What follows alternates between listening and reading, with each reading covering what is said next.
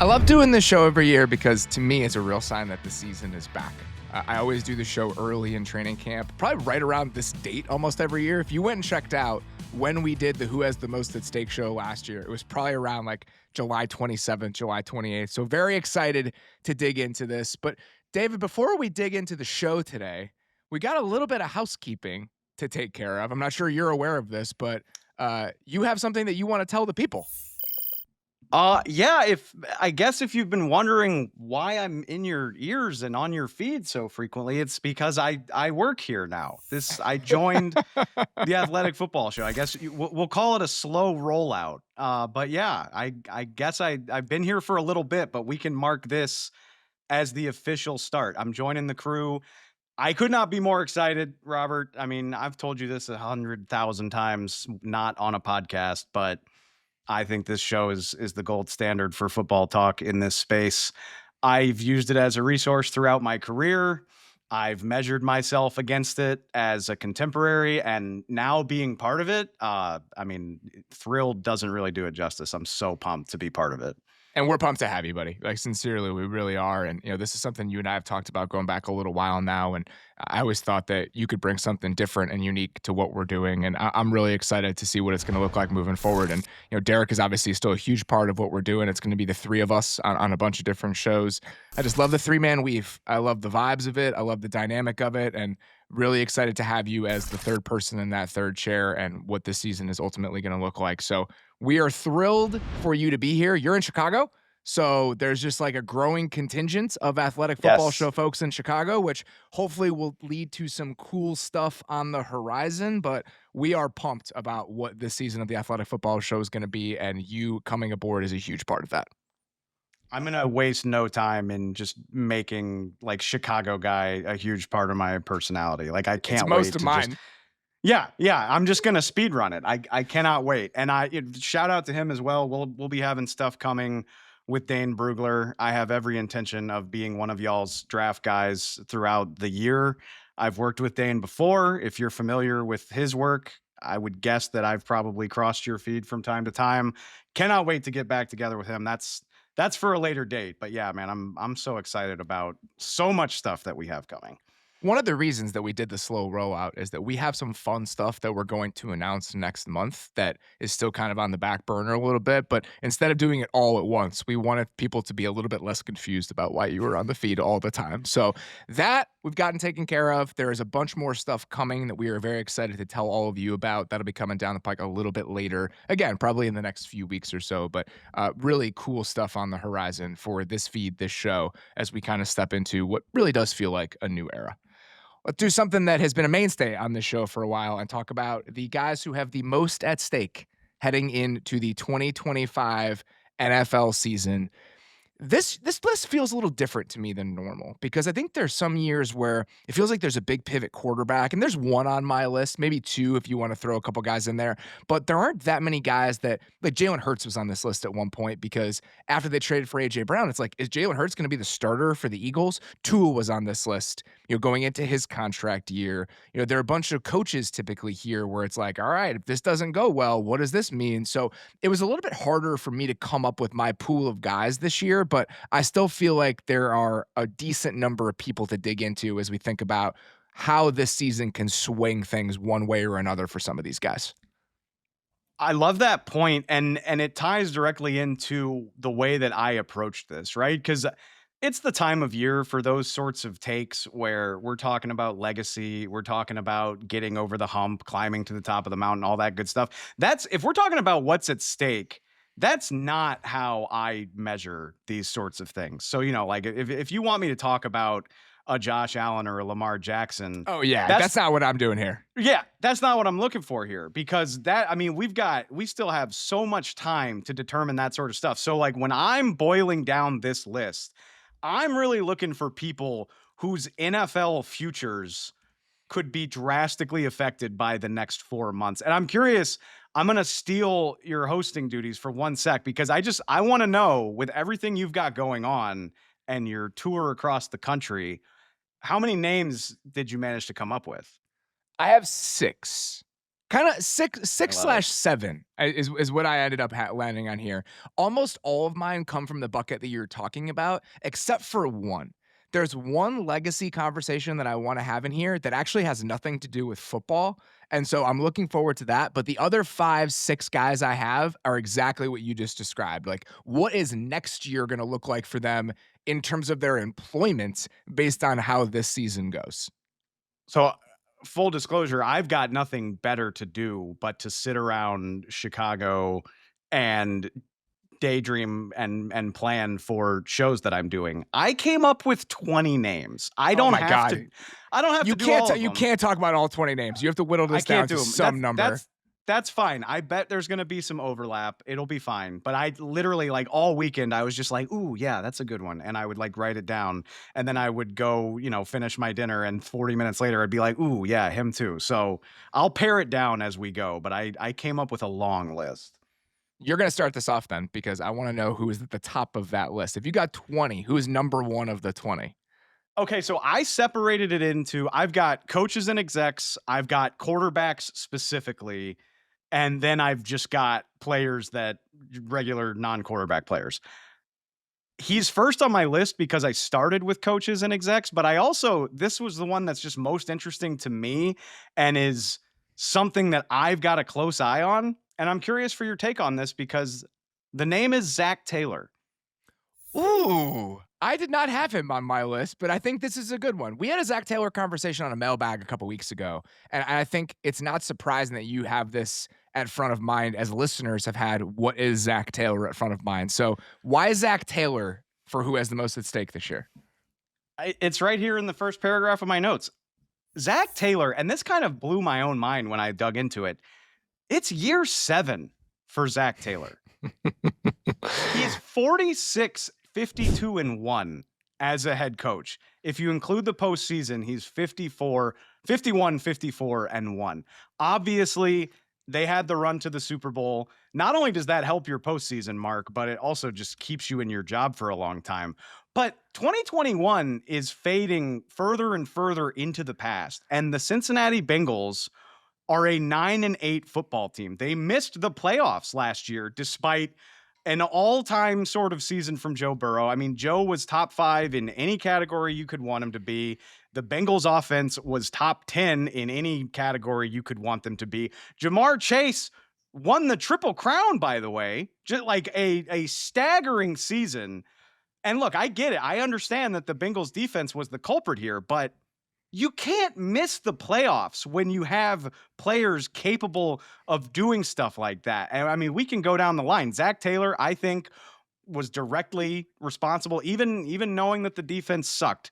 Zac Taylor had a hand in at least a couple of those.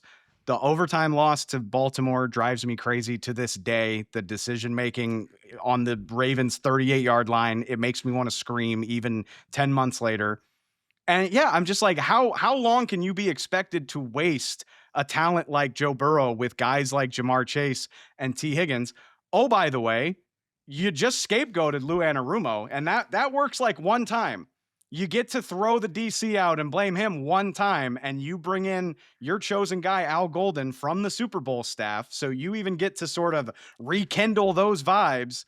That works one time. And if it still sucks, hey, the Brown family's not going anywhere. This is one of those teams where like ownership is also general management. So there's only so many people we can blame if this keeps up.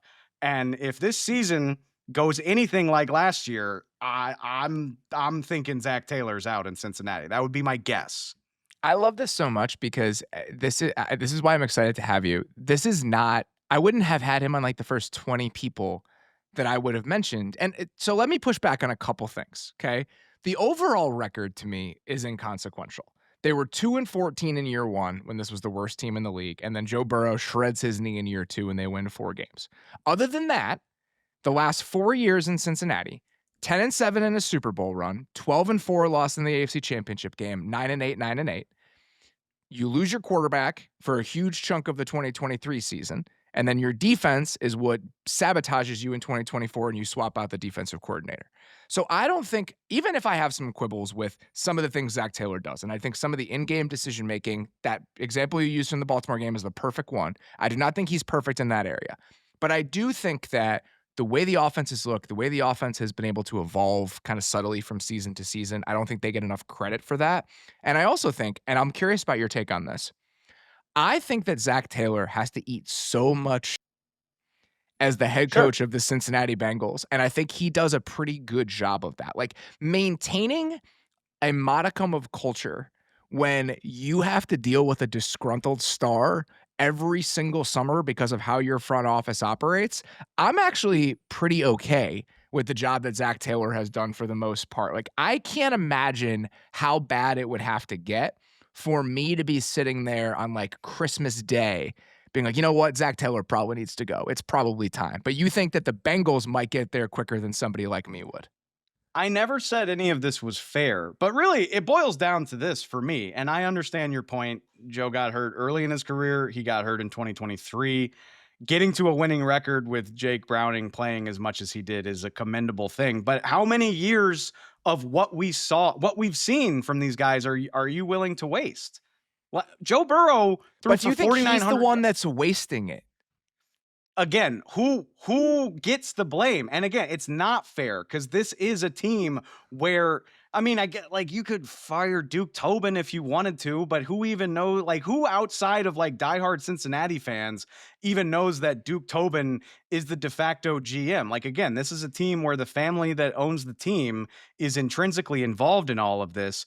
And who else is there to blame after you've scapegoated the DC if you have another statistically remarkable year that goes nowhere?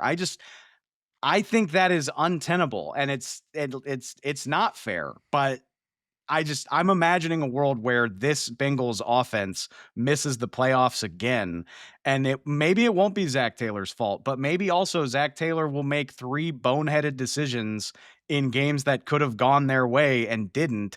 And if you're 9-8 missing the playoffs instead of 10-7 as the 6th seed, that's rough, man. That's rough. It's not encouraging for me. I can understand getting to that point where if you have a season that falls short a little bit and see people start to feel a little bit itchy, Zac Taylor is the one that ultimately gets the blame. Here's what I'll say about the coordinator stuff. I think that some teams you see panic move defensive coordinator changes where it's like we're scapegoating this guy in order to do something to take some of the heat off me. I think there's a tiny bit of that with what happened with Lou Anarumo. I do think the personnel is probably a bigger concern on that side of the ball than the coaching was. But I still think this does feel like we need to fix that side of the ball. We need to do something. So I think there's some legitimacy to the coordinator change where it doesn't feel like a panic move or something being done out of desperation. That's not what this screams to me. But if it goes wrong, and now we're looking at another season that plays out the same way, I can understand where maybe some of that falls on Zac Taylor. If Joe's healthy and Jamar and T are available, and I mean, like if the Bengals look like they looked last year, I mean, I get you would hope that their defense improves, but for the purposes of this, if the Bengals are largely the same as last year and they miss the playoffs again, do you just expect them? Like, do you think it's justified to just run it back completely the same? Just like, well, we'll break through one of these days, and Joe is uncomfortably close to 30 already, but we'll get there. I don't like the sound of that. I probably wouldn't like the sound of that either, but I also just don't know if Zac Taylor is the first person that would come to mind. Like, I think that the this is a different conversation for this team than it is for almost anybody else, right? Because if the personnel is an issue and you feel like you have a lack of talent, then the front office is the first place that you would look to. But I think that the way the front office operates and how the front office is structured is probably as much of a culprit there as the person in charge. So if you're swapping out, it's not the general manager. If you're swapping out the head of personnel for the Bengals and replacing Duke Tobin with somebody else, but he's operating with the same staff, resources, and all of that, why would you expect any sort of different results? And so there are some teams where I'd be like, just change the GM. Like we have to have somebody different picking the players with the way that this is going. But with Cincinnati, I don't necessarily think the person in charge is the main culprit there. I think a lot of the circumstantial stuff plays into that for this team. You're right. If this was most other teams, I'd probably be talking about the Bengals GM. But this is the world that the Bengals live in. And yeah, it's not fair to Zac Taylor, but I think it's going to be uncomfy if the Bengals find a way to miss the playoffs again. I don't expect that to happen. I think they'll make the playoffs, but I thought they would make the playoffs last year too. I'm gonna keep this rolling with another coach, and I'm just gonna do the coach and the GM rolled into one here. To me, this is the only place I could start. It's Brian Daboll and Joe Schoen. Like, Sure. Brian Daboll and Joe Schoen have everything riding on this year. They're heading into year 4. Their owner publicly, like, did some waffling in front of reporters about the choice to bring these guys back. Like, that press conference, that de facto press conference that John Mara gave where he's kind of doing the scrum, and you kinda just see him being like, like, I just they gotta do it now." Like, that level, that lack of just sure-footed confidence in your leadership, to me, screams they have to get this done right now. Like, everything is on the line for these guys. They went 3-14 last year. They went 6-11 the year before that. You have an offensive-minded head coach, and I'm just looking at points scored because it's in front of me with the year-by-year record. They were 30th in the league in points scored in 2023, and they were 31st in points scored in 2024. You can't have a bottom 2 or 3 offense every single year with an offensive-minded head coach and expect people to keep their jobs. That's the difference between the situation for Brian Daboll to me and the situation for Zac Taylor. So unless this is very clearly getting turned around, and not just directionally, right? Joe Schoen is back because directionally, I'm sure he made an argument to John Mara of, well, look at Andrew Phillips and look at Newbin and look at Malik Neighbors. Like, look at the young core that we're now starting to build with. This is getting going in the right direction. We need more time to see it through.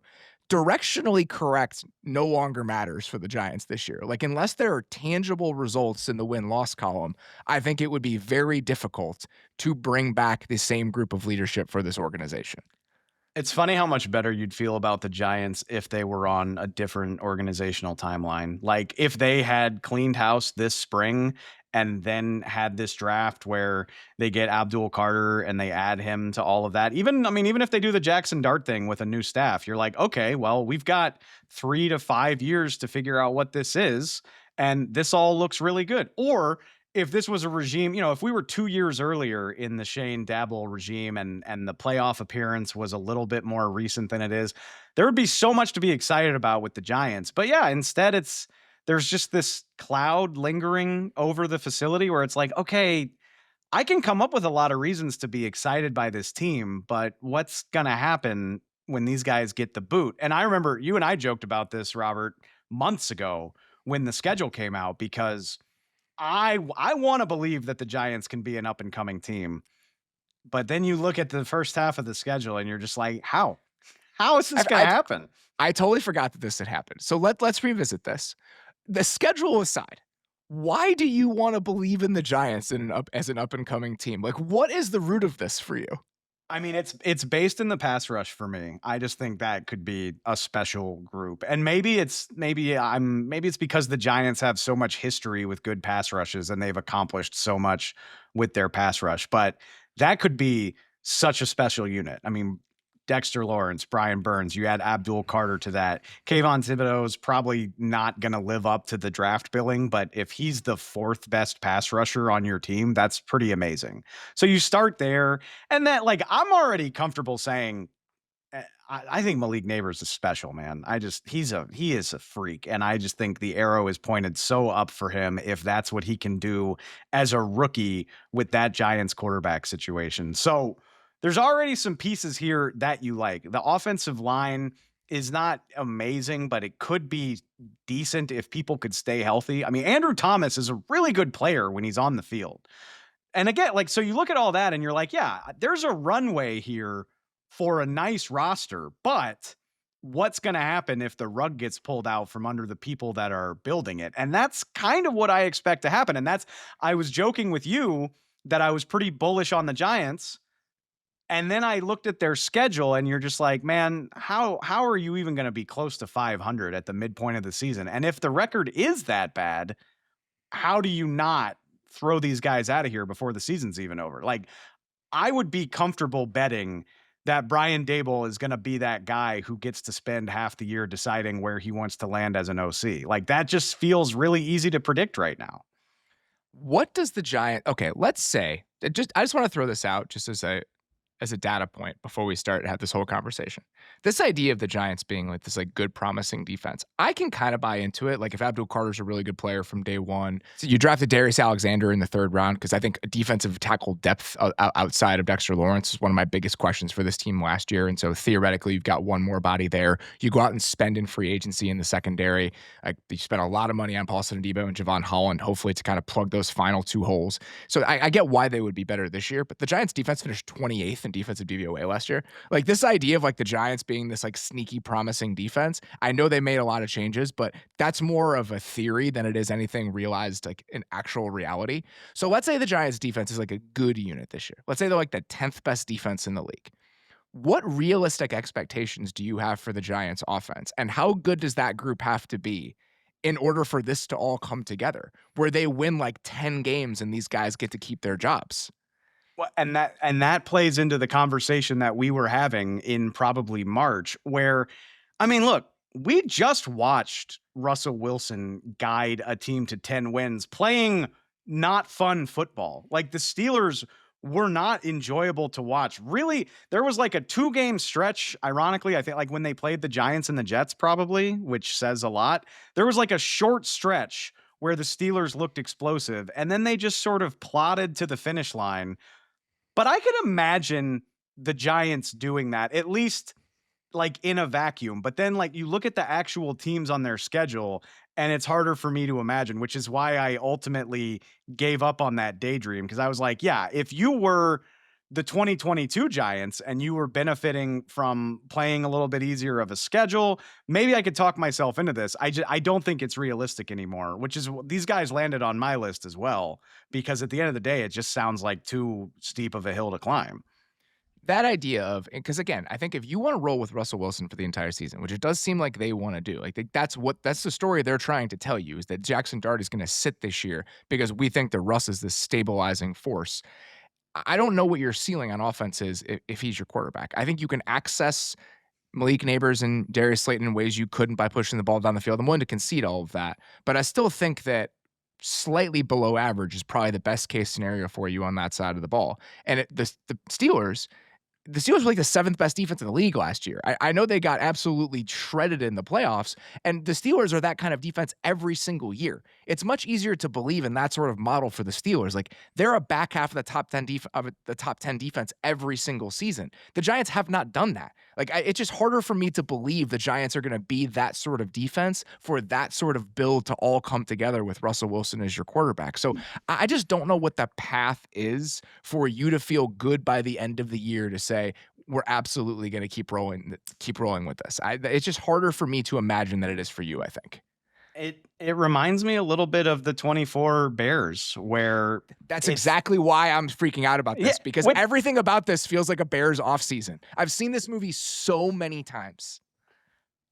which I'm with you at the end of the day. Like it's nothing personal to those guys, but the better call probably would have been cleaning house, starting over, and giving a new regime a top 5 draft pick. Like that seems like the more linear path to success than hoping these guys can dig this thing out of the ditch. And yeah, I mean, I'm sure I haven't looked at this, but I'm sure Daboll and Schoen are like the leaders in the clubhouse if you want to bet on like first coach fired, which that's a morbid thing to do, but that's where I would put my money if I cared about something like that.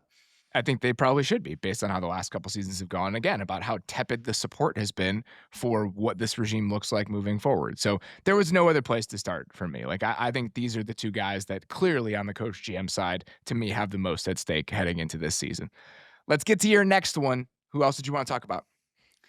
All right, I'm just gonna go in order, and there are some other ones. I don't really want to get into it, but I feel like you got to mention Chris Grier and Mike McDaniel for the same reason. Oh, Mike McDaniel was on my list. Mike Yeah, McDaniel okay, was the second coach on my list. Well, then let's do it. Then I've said this on a previous show, but if the owner's putting out a statement that he's okay with you continuing to run the team, but he's not going to accept the status quo, like a vote of confidence from ownership is bad. You don't actually want that. Like if you actually had their confidence, they would just continue with business as usual instead of feeling the need to announce to the public like, "Hey, I'm not crazy."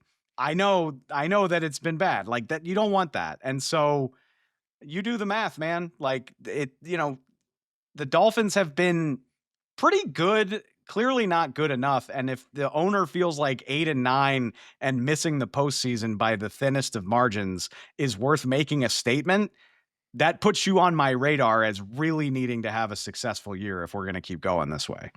I totally agree. I think that again, there's clearly some shakiness with this group, and this being the group they're going to rely on moving forward.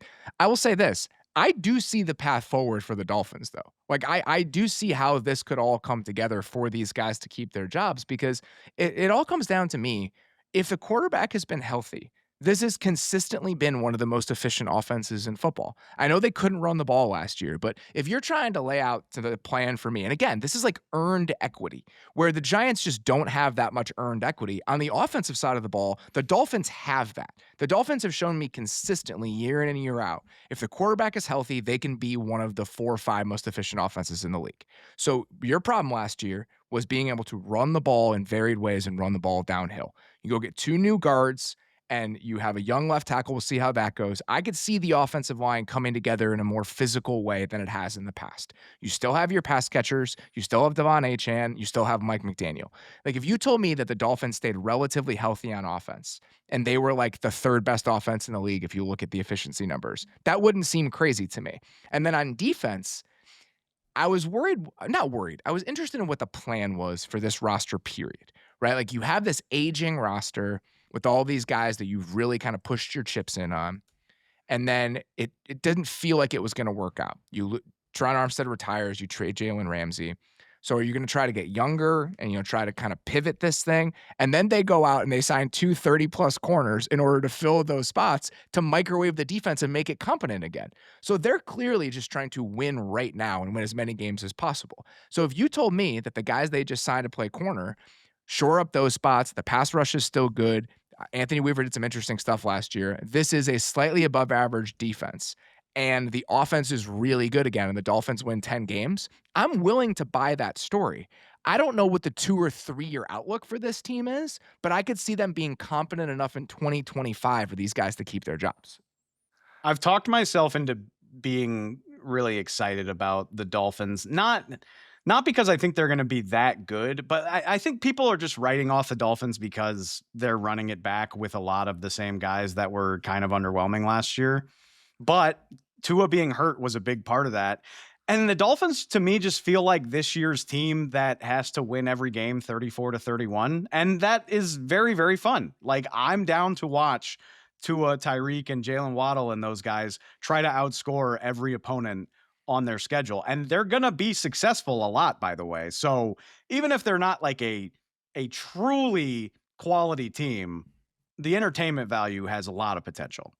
I think the defense could be better than it looked like on paper a couple weeks ago, right? Like, Jack Jones has played some decent football recently for the Raiders, even if it's been a little volatile. Mike Hilton was still playing at a decent level last year. The problem for me is, what is this team supposed to be in like a 3-year window? Like, they're trading away draft picks. Like, the pivot to kind of having a more long-term view would have made sense for me. And then they haven't really operated that way.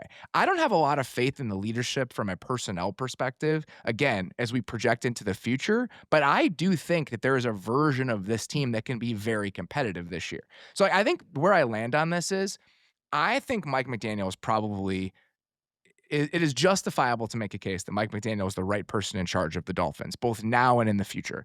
I think that case is harder to make for Chris Grier and for the way that this front office has operated. That's kind of where I land with the Dolphins. Yeah, and I think some of that is just the breaks of football. Like, I mean, I liked a lot of the moves they made at the time, like the trades they swung, Ramsey, Chubb, obviously the Tyreek Hill trade. You'd do that again 10 out of 10 times. Like, even without the playoff success, it was a wildly successful move. It just didn't click the way you needed it to really step into the group of AFC contenders the way that you were hoping for. You know what's interesting though? You mentioned earned equity. This really surprised me too. You realize the Dolphins are 47-37 since 2020. Last year was their first losing season since before COVID. They have the same record in the regular season as the Niners and the Rams.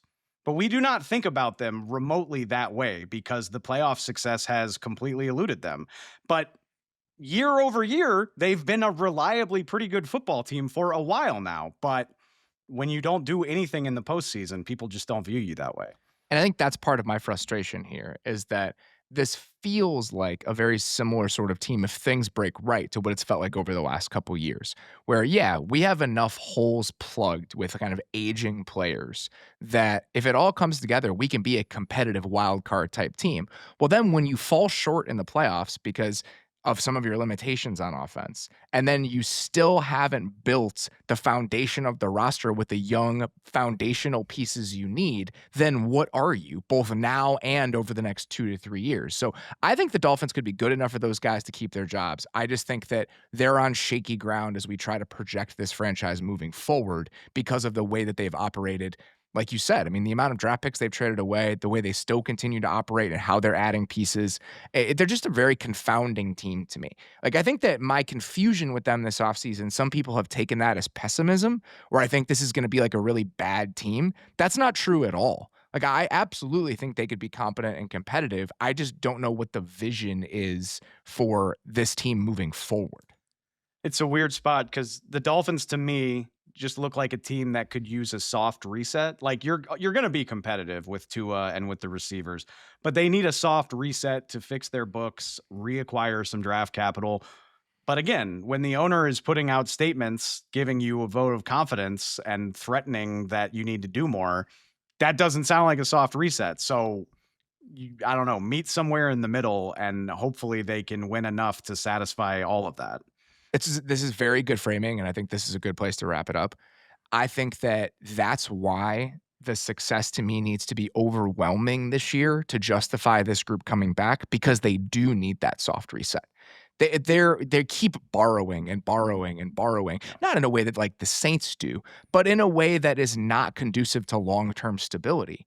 And so in order to justify this level of aggression and this approach, you need very real results. Like you need to be an 11-win team. You need it to be undeniable that this is the group that should be in charge. Because if it's on the line because they need that soft reset organizationally, I think it would be very easy to say it's time to turn the page. Like if we're 9-8 or if we're 10-7 and get absolutely trounced in the playoffs again, what are we working toward? So to me, they need an overwhelmingly successful season in order to justify that group coming back for another run. All right, who's your next one here? All right, I'll move on to my quarterbacks, and I got two. I got two quarterbacks that I wanted to mention. okay, I'm gonna bet there's some overlap here, but the obvious place to start for me, there are several obvious places, but I'll start with the guy who was drafted first, Bryce Young. Obviously, like Bryce Young. How much of last year was a mirage? How much of it is a building block? People are all over the map with how they feel about it. And look, I know, and I've heard a lot of people say that the second half surge, quote unquote, was not actually that great. Like even in the second half of the season, Bryce Young was still only 18th in the league in EPA per dropback. Like obviously he didn't take over the NFL, but how much higher can he climb with what looks like a new, breath of confidence and a better supporting cast? It's not the best in the NFL at all, but it could be good enough to keep him as the quarterback, like the long-term plan in Carolina. And that's really all I'm looking for. Like if he can climb up and be in the top half of the league in all of the important metrics, and Carolina can at least be competitive the way that they were and not looking like a JV team, which is what they looked like before he got benched, at least then you can have the conversation about extending him. What does that look like? I think that's a really interesting question. Like with where he's been in his career, is there anything he could do to push toward the top of the quarterback market after year 3? I would be surprised, but I just need to see continued success because again, ownership matters for stuff like this. Like David Tepper is not the guy to play it too patient. And if this year is not an obvious improvement on where he was in the second half of last year, then we're talking about a new quarterback in Carolina, in my opinion. I almost put him on my list, and it's for a similar reason to the one that you're laying out. I think that there are stages to the Bryce Young experience in Carolina. when he got the job back last year, I think it was about proving he was the guy to move forward with, right? Are you going to play well enough for us to enter the 2025 season with you as our starting quarterback? Check. Undeniably. Like even if you're on the fence about what the second half of last year looked like, and I think that I'm a little bit more optimistic about it than some people are, he played well enough to justify walking into this season as the defined starter for the Panthers. That's Yes. very different than, are you our starter moving forward? Are you the guy we're building around? Are you the guy that is going to be at the center of our success? And that to me is now the lingering question. You played well enough to keep the job. Are you going to play well enough that you're going to be the starting quarterback here 3, 4, 5 years into the future? You are at the foundation of what this franchise is. That's what's at stake for him this year, in my opinion. Yes, that's perfectly said. And like I said, he doesn't need to be a top 5, 8 quarterback to be that guy for me. Again, like if you're comfortably in the top half of the league and some That's weeks are it. better than others, but you're giving the team a chance to win most weeks, that's all I'm looking for. I don't think it's this lofty ceiling. Obviously, you have higher expectations for a number 1 overall pick, but for where he's been in his career, I can't just expect the guy to jump up into that stratosphere. I just need a continuation of what we saw last year. Or yeah, I mean, if it's not that at the bare minimum, then yeah, then I think the conversation completely changes, and you're not talking about him as a guaranteed starter of anything next year. We've talked about this. This has been a fun subject over the last decade in the NFL. This concept of the Dalton line or the Carr continuum. Like, where is the cutoff for starting quarterbacks? Where if you're above that line, you are a good enough starter to be your team's guy moving forward. If you're beyond that line or behind it, your team probably should be in the business of trying to replace you. Whether Bryce Young ends up in front of or behind that line this year, that's the major question. If he's in that group of guys with, I don't know, throw out your, it's funny because this group has changed. Like the names I Mhm. would have said for years would have been like, if he's among that Kirk Cousins, Derek Carr, Jared Goff kind of group, then that's a good thing for the Panthers. That group no longer exists, so I'm not sure exactly who to pair him with, but that type of quarterback where it's like, you are worth committing to as our starter, you are above the Dalton line, that to me is going to be the big question for Bryce Young. Is he above that, the 2025 version of whatever that line is? Who is that guy now? We just did this on a show like a month ago, and there's no good answer. Like, there's no, because it's a cluster of guys and they're all different stylistically. There that's is no true north as a quarterback anymore because the position has changed so much. Like, these guys that were these pocket type quarterbacks that we were able to kind of graft these ideas onto, the Carrs and the Cousinses, they're gone now. So there's no simple, clean answer. completely different stylistically, but if you could be remotely like Kyler Murray, that's good enough for That me. might be Like the I right said, answer.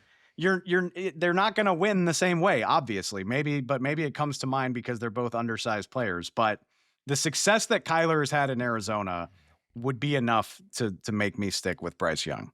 I think that's the best answer for, like, and especially with Bryce Young, like, who is that line for Bryce Young? I think Kyler Murray is a perfect place to land. So I like that you did this because I almost did as well. Let's stick with that draft class for my next one here. It's Anthony Richardson. Of course it is. I mean, If I didn't say Bryce, I was going to say Anthony Richardson. This one isn't complicated. Like, is Anthony Richardson going to win the job, first of all? And second of all, play well enough to keep the job moving forward? You can't have more at stake in the NFL than being a starting quarterback into your second contract.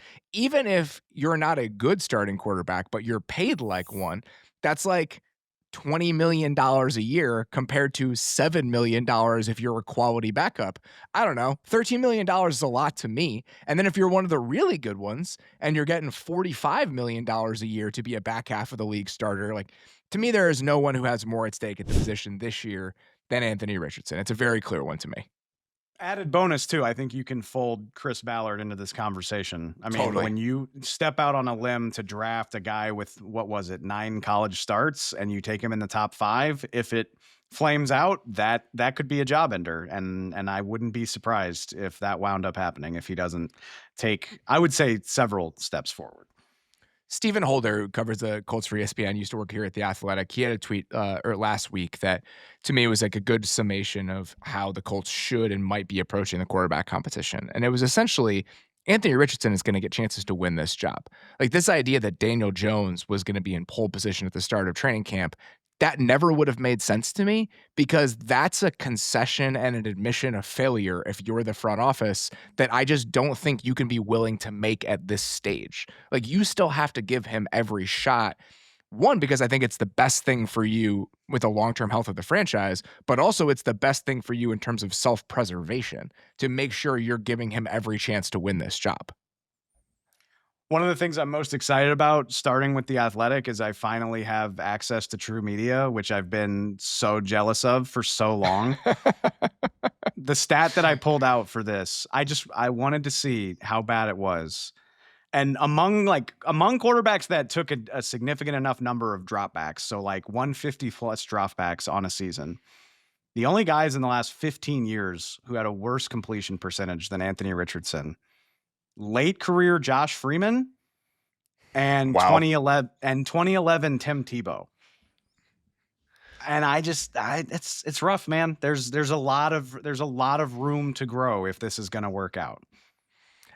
I don't have a ton of faith in it anymore. I think a lot of that has dwindled, but I still think if you're the Colts, you have to give this every chance to succeed and fail when you're in their position. I just don't think there's any other way that you can approach this. And if Daniel Jones is your better shot, that's a fine place to land, I guess. But I think it's going to be hard. And we've talked about this. What their season would have to look like with Daniel Jones at quarterback, I think is a very tough needle to thread for the guys in charge of that team to keep their jobs. I just don't know what that looks like. I don't know how good you have to be with Daniel Jones for everyone to say, yeah, let's run it back with everybody again next year. It's hard to imagine. And yeah, and like I said, I think the whole Colts organization is interesting to me because how successful Anthony Richardson is could dictate so much about their team, but also their front office, which at this point is one of the longest tenured in the NFL. I mean, Ballard's been there for a long, long time by NFL standards, but botching something like this badly, if that is in fact what happens, that's tough for anybody to bounce back from. Who's your next one? I'm going to do a 2-for-1 for you, actually. And it's perfect. It's perfect for you, Robert, because the last two quarterbacks of the Chicago Bears, I think, have the most at stake in this 2025 season. And we don't have to spend a ton of time on Justin Fields. I think that goes without saying. I think this is his last true shot to be a QB1 in the NFL, at least for the time being. I think it's hard to imagine, but I think the Jets supporting cast could be better than advertised, especially if the offensive line really takes off. I mean, if the young tackles are really good, then who knows? I think it's on Tanner Engstrand, the new OC in New York, to utilize Justin as a runner. Make sure you're taking advantage of the fact that this is a guy who can rush for 1,000 yards in a season. So that part is obvious, right? Like if Justin Fields isn't successful here, he's going to have to be a backup for at least a few years before he gets another opportunity like this. But I also think there is a ton at stake for Caleb Williams. And I don't think it's too early to say that. What's at stake, though? Like what is actually at stake for him this year other than reputational stuff? I think reputational stuff can sink you when you are a quarterback of the talent, and B, like, for lack of a better term, like the hype that goes along with Caleb Williams, and not to mention, Robert, the situation that he's in, right? And I fell victim to this, to be clear. I thought that the situation around Caleb last year, even with Eberflus hanging over everything and the uncertainty, I thought there was enough working on the Bears offense that he could be successful right away. And statistically he was, but we know that it could have been so much better. So you have that go south. And then to their credit, the Chicago Bears did everything possible, everything realistically possible to say, we're going to fix it. We're not going to ruin this kid's life the way that we've done to other players. And, you know, they got Ben Johnson. They got the play caller, the wonderkind hotshot coach that everybody wanted. Nobody's going to blame them ever if this doesn't work out. They made the slam dunk hire that everyone wanted them to. They did all the stuff to the offensive line. Joe Tooney, Jonah Jackson. They drafted a weapon in the first round. what is left? Like, other than the fact that he's just a young quarterback, what is left to say, here's why it didn't work if he's not at least good? And I don't need the Bears to make the playoffs. I don't need Caleb to even like be a Pro Bowler.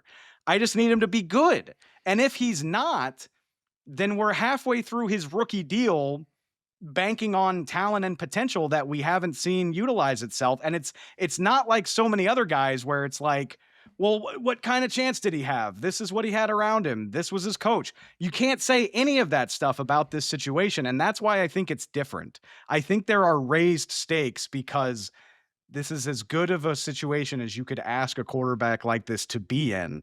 And if he can't do it this year, I'm not writing the guy off, but I do think even if it's just reputation, I think people's opinion of him is going to take a hell of a hit. Yeah, I actually do like this a lot because I don't see any sort of outcome this year where he's not the Bears starter in 2026. So when we talk about at stake in those terms, I feel like there's less at stake for him than some of the other guys we're going to discuss.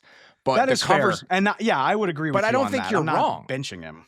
I don't think you're wrong, though, because I think everything that you're saying about the way that we look at him and the frame, I think that absolutely could change by the end of the year because I'm with you. Last year, this whole idea of, I mean, I don't want to get into this again, but this idea of situation for a quarterback is not just who's on the offensive depth chart. Like it's not like a collection of talent on the offensive depth chart. There's a million layers to situation in the NFL. And obviously, the Bears ecosystem and environment offensively, the bottom fell out of it last year. Right. Even if Ben Johnson is not the play caller and offensive architect in Chicago that he was in Detroit because he's now the head coach, your scope changes, all of that stuff. There's a certain floor to what Ben Johnson is going to bring to the proceedings here. No one that has had multiple years of success without an elite quarterback at the level that Ben Johnson did has ever been an outright failure as an offensive play caller. There are certain other things that can sink you, but I feel like there's a certain floor established in terms of environment with Ben Johnson, and you still have the requisite amount of talent on that side of the ball where the excuses are now off the table. So even if from Ben Johnson's perspective, reputationally, let's say we get to the end of the year and all of this hope about what Caleb Williams and this offense can be. If you're Ben Johnson and you know that you're giving him the chances to succeed and it still fails, the way that you're seeing him and the way that you're approaching things and the way that, again, it's just like, maybe this guy's just not good enough. And if that's the place you land, if you're Ben Johnson and this offensive staff and this organization by the end of the year, that changes everything. And so I do think that is real stakes, even if he's going to be the starter again in 2026. Yeah, I guess the stakes are like the linear path of success that you want a high pick to follow. Like of course, it's not always linear, but you would ideally want it to be that way for a young quarterback, is to slowly get better. And if it doesn't this year, I think it complicates things. Yeah, and technically, Ben Johnson wouldn't say this right now, but if this season is dismal, Ben Johnson could be at the combine in 8 months being like, well, I wasn't part of the decision to draft this guy. Like that's it. I got here after that. How quickly is this group going to distance themselves from the quarterback, even in their own minds, if this goes south? And those are real stakes. I'm choosing not to think about that path right now. To be clear, I don't expect that to happen. I'm a big believer in Caleb, but I was a believer last year too. I have one more quarterback here. This is a very different sort of conversation, but I wanted to have it anyway. You know who I think has a lot at stake this year? Not the stakes of which we're talking about here. He's going to walk away being one of the richest players in NFL history. He's going to be a first ballot Hall of Famer. I think Aaron Rodgers has a lot at stake this year. The way we talk and think about Aaron Rodgers, what Aaron Rodgers is in like the NFL canon, Aaron Rodgers' legacy, not as a football player, but as like a character in the history of the league. If his last two stops, and if this is it, are him sinking the Jets and playing like garbage and that team completely imploding and firing everybody, and then him going to an organization that is the example of stability in the NFL, and them falling short in part because of the way he plays and the way he acts. And then we have an entire generation of people. If you're a 21-year-old football fan, I guess that's a little old. Let's say you're a 15-year-old football fan. You never saw 2011 Aaron Rodgers. Like maybe you have some glimpses of the MVP seasons in 19 and 20, and you remember some of that. But if your lasting memory of Aaron Rodgers is what he was on the Jets and what he does in Pittsburgh this year, to me, that's like a stink that because of the way how public he's been with some stuff and because of how much he's out there, I think can linger with him in a way it might not with some other truly great quarterbacks. Like what Peyton Manning was as a player at the end, it helps because they won the Super Bowl. No one gives that he wasn't a good quarterback near the end. No one cares about Drew Brees' arm falling off that last year in New Orleans and what he was as a player. But I think because of all the other extracurricular stuff that goes on with Rodgers, there is a little bit of like reputational stuff on the line for him in a way there might not be with other guys whose careers are kind of crystallized in amber. That is a good point, and my gut reaction would to be to think, maybe you're overreacting. Like when Rodgers retires and he's not in the news every day anymore, I think what people will remember is the 4 MVPs and the Super Bowl and the way that he perfected the Hail Mary. But to your point, If this goes south in a real way, well, not only that, I think you've lost the court of public opinion for a lot of people as well. Like so many people are sick of him at this point that if you don't give them anything to fondly remember you by over the last 4 years of your career, and that's what it'll be, by the way. I mean, the last great Packers season was 2021. So if you have a whole almost a half decade of just shenanigans with nothing to show for it from a turn, from a point of football success, I could see people being more reluctant to give you your flowers. I think maybe that's not fair, but I could see it. that's exactly where I land. I'm not saying it's fair, but I'm saying if this is the lingering picture we have of Aaron Rodgers for multiple years in a row with multiple organizations, does that change the way that some people view and talk about Aaron Rodgers? I think inevitably it does. I don't think they have to be some great team. I don't even think he has to play that well. But if the bottom falls out, like the Steelers version of the bottom falling out, if that happens in part because of him, I do think that follows him around for a while.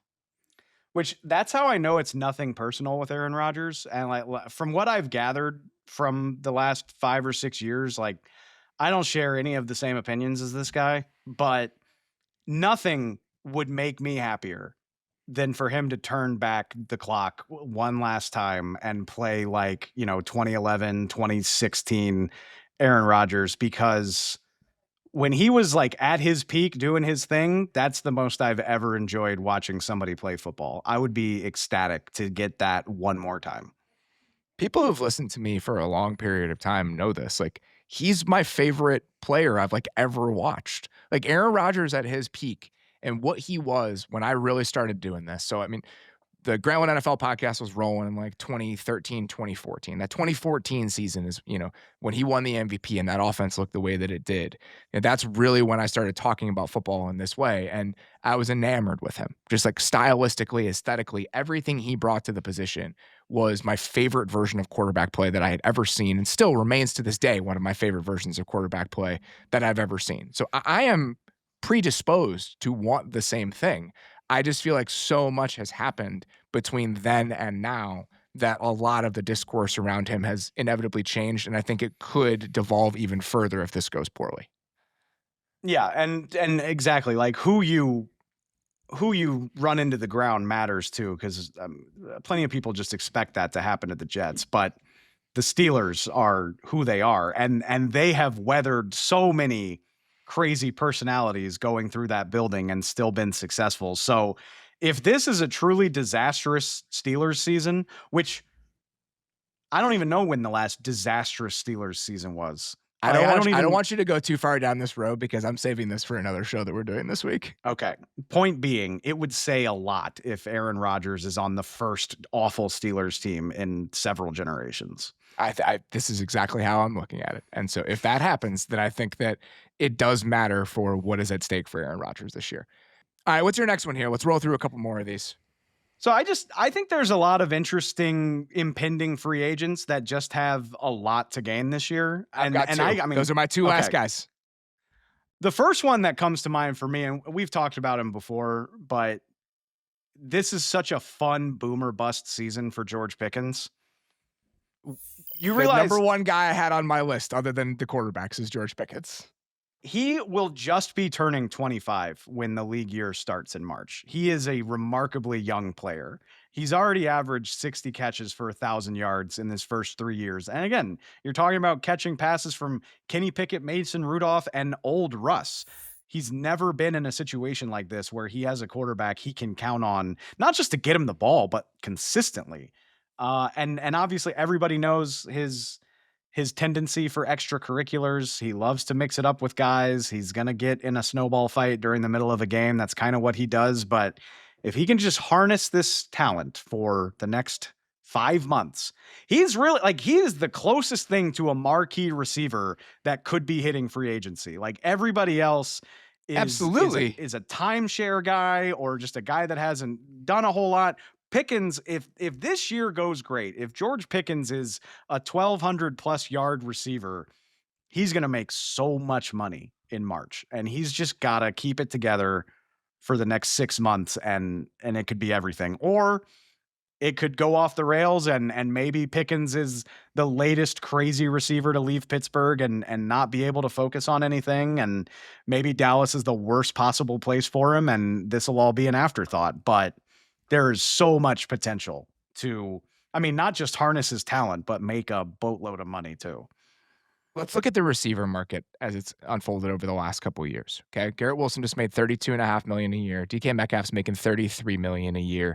Even if you go one step down from that, the Devontae Smith, Jalen Waddle, group of guys is making 27, 28 a year. Calvin Ridley and Michael Pittman are at 23. So let's say conservatively, if George Pickens has 85 catches for 1,200 yards and 8 touchdowns, he's going to get paid like $28 million a year, right? That's about where it would probably land if you look at the receiver market.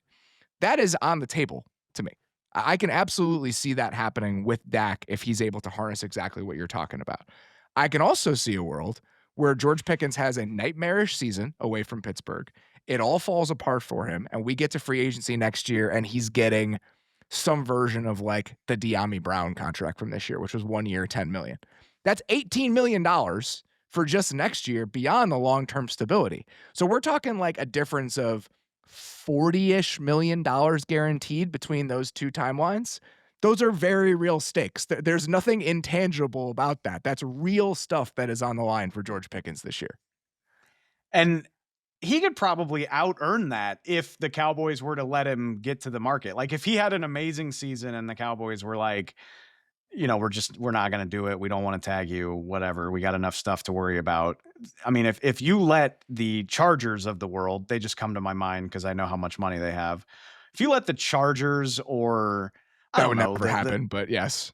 You get my point. If you let him get to the market where a receiver needy team is willing to pay him, it could be even more money than that. Or I mean, God, that would be so depressing if we're there in March talking about George Pickens got 1 year, $9 million with up to $4 million in incentives. Like, I mean, I would hate it for the guy because he's really fun to watch. I hope this year goes great for him because it means the Cowboys offense would be really fun to watch. But you wouldn't be shocked if that happened. Like that's not off the table. I wouldn't be shocked, but man, I would be disappointed because again, like sure. just rein it in for 5 months, man. Be as crazy as you want to after somebody gives you 40 million in guarantees, but just rein it in until January and it'll all be like, I'd be shocked if he is like, if he's on the straight and narrow and doing everything he's supposed to do and just has a bad season, that would surprise me. Because I think it's all there for him between Dak and playing in an offense with CeeDee Lamb. Like football wise, I don't think there's anything holding this guy back.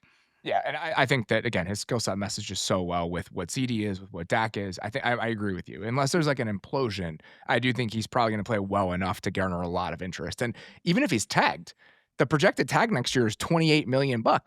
So the difference between that and a 1 year prove it deal is an exceptional amount of money. So George Pickens was the first player I had on my list. The next guy I had was Jaelen Phillips. I think if we're talking about guys, who could either be 1 year prove it guys or paid at the top 10 of players at their position, George Pickens is right there, and I think Jaelen Phillips is right there. Jaelen Phillips at his best has looked like a star level player. We got edge rushers making $40 million a year. We'll see what Micah Parsons gets paid. If Jaelen Phillips is healthy this year and he's somebody that picks up 12 sacks in that group and he hits free agency, Jaelen Phillips has a chance to make a of money. If Jaelen Phillips gets banged up again and we get to the end of the year and he's played 6 games and he's a free agent, there's a chance he's on one of those 1-year, $9 million with incentive deals. So he, to me, outside of Pickens, was the first player that comes to mind when you look at the potential range of outcomes for him this year. I think your guy has bigger stakes than my guys because I had 2 other edge rushers. I think Phillips is more interesting because the injury history probably gives you more variance in what he might get paid. I would throw Nick Bonito and Odafe Owe in there as well, just because these are guys that really came on last year.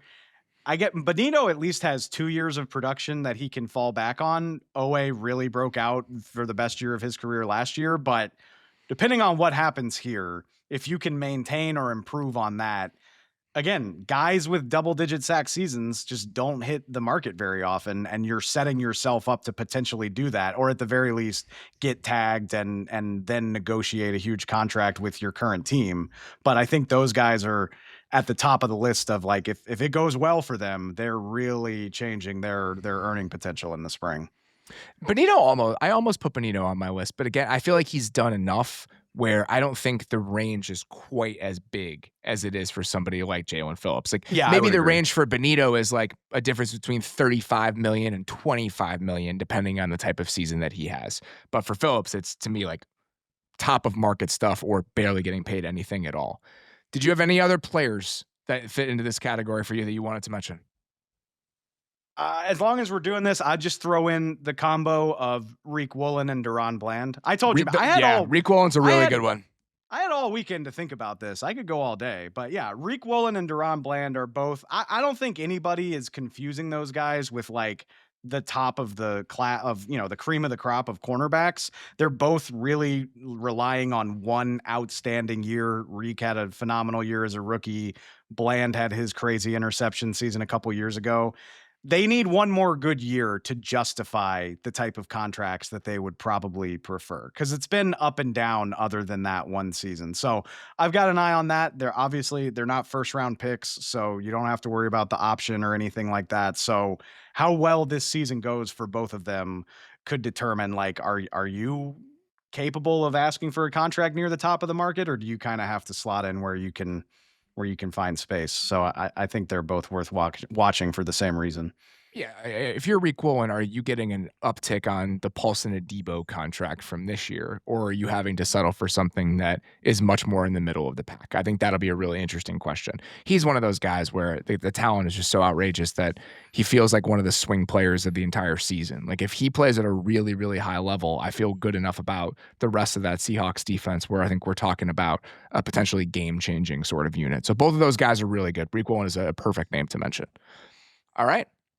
That is all we've got for today. As always, sincerely appreciate you guys listening. We will be back with 2 more shows this week and then another one coming this weekend. If you missed our show on Saturday, every Saturday, plus I think one Sunday because of how many of these we're doing, we're going to have our downloads with our athletic beat writers. We had 3 of them on the first show, and we're going to have at least, I think, like 18, 19 more over the next month or so. So every single Saturday, we're going to be having one of those notebooks with our beat writers coming your guys' way based on my training camp travels. I did the West Coast first. I am now in the Southeast. I was in Atlanta yesterday, going to be in Tennessee, going to be in Jacksonville. So we're going to be visiting with all of our beat writers at all of the teams that I'm visiting, if that we have one at the Athletic. So if you missed that on Saturday, please be on the lookout for that one and for the next one. Other than that, we got our 4 shows a week coming to you guys for the foreseeable future. Very much looking forward to it and really excited to have you aboard, buddy. Very happy to have you here, and I cannot wait for how the season is going to go. I'm so excited. This is just the tip of the iceberg, man. Looking forward to it. All right, guys, that's all we got for today. Thank you so much. We will talk to you very soon. Thanks for watching the Athletic Football Show. Subscribe to the channel to keep up with us. Like and comment on this video, and we'll see you next time.